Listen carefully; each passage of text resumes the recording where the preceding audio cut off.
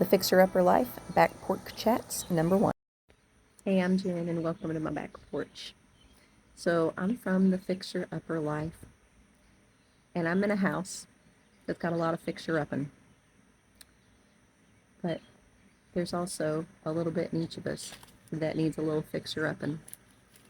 And that's what this page is about, not just the fixer uppers for the houses and the yards and the gardens in our lives, but for our hearts and the parts of our lives that we want to hide or that we want to give up on. Because I do believe we all just need a little bit of fixer-upping. And truth be told, we bought this house. I didn't want to. We sold a house we loved. We built ourselves. My children grew up in it. It had a beautiful backyard. It had a pond. But we were able to get out of debt if we were to sell that house and buy another one. And so we sold that house. And we really had nowhere to go because it was so beautiful. We sold it so quickly. We sold it in like 2 weeks and they wanted us out immediately, like the day we signed the papers. And we settled on this house we're in now. Neither of us have ever lived in town and we had to move to town. We had to get rid of things like four-wheelers because you can't ride four-wheelers in town.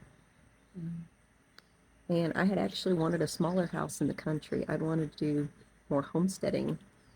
And we moved to town. You can't really homestead in the middle of town, and it's huge. I wanted a smaller house because I work full-time, and I'm a mama, and I'm a wife, and there's a lot that goes with that, and I didn't want a big house to clean.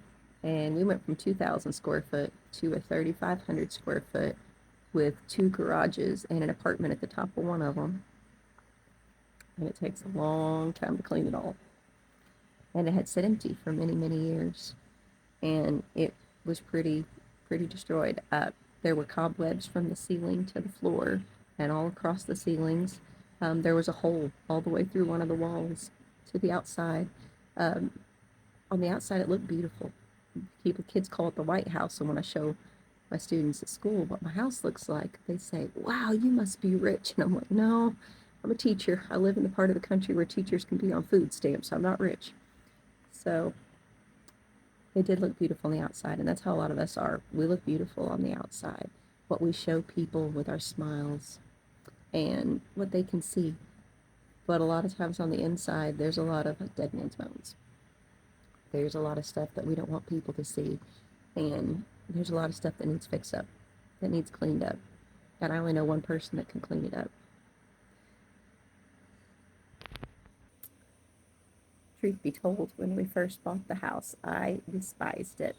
And I don't know if my husband and I have ever been so at odds with each other because it was such a mess and there was so much to do and there was so much more than we had planned on doing and it cost so much more money. We got in and the 2 heating and air systems were broken. There were thousands of wasps inside the house and in the ducts and everywhere that need cleaned out. A lot of the windows were warped and wouldn't even shut. So we had to get brand new windows for the entire house. And it seems like the list just kept going on and on and on. And I hated it. I didn't even want to come home. I'd leave work. I'd like, I don't even want to go there. I don't want to go there because everything seemed so out of order and so out of place. And I looked at it like, I need my house to be perfect. I'm not going to love this house until it's perfect. It needs to be perfect. And there's nothing wrong with wanting it to be better. But I didn't love it where it was at. I hated it. I did not love it. And I think a lot of times I've been that way with myself, and a lot of us are, that we want to be done and cleaned up and perfect.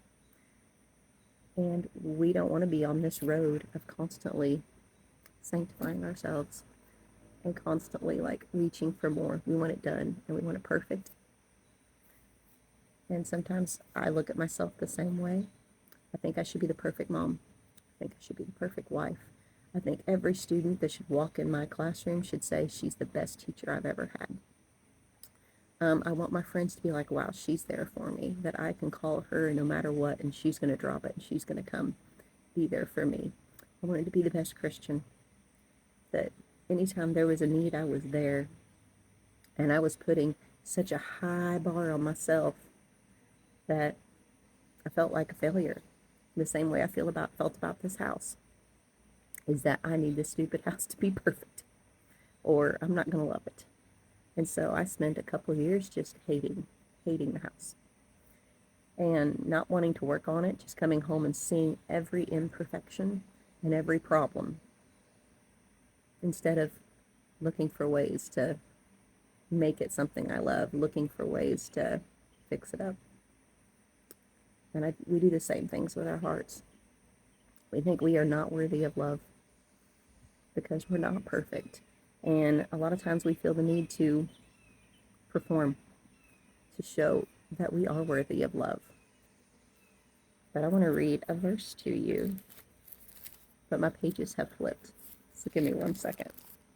The first one is, every wise woman builds her house, but the foolish one tears it down with her own hands.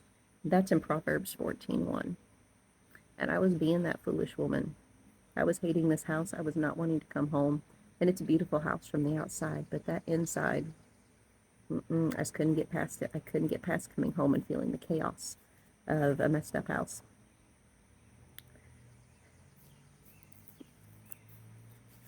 But that can also look at our lives with our families. We can tear down what we've been building with our mouths, with our actions, with our attitudes. But we may not be fully cleaned up. But let's see what God has to say about that. Okay, and I moved over to Romans 5:8.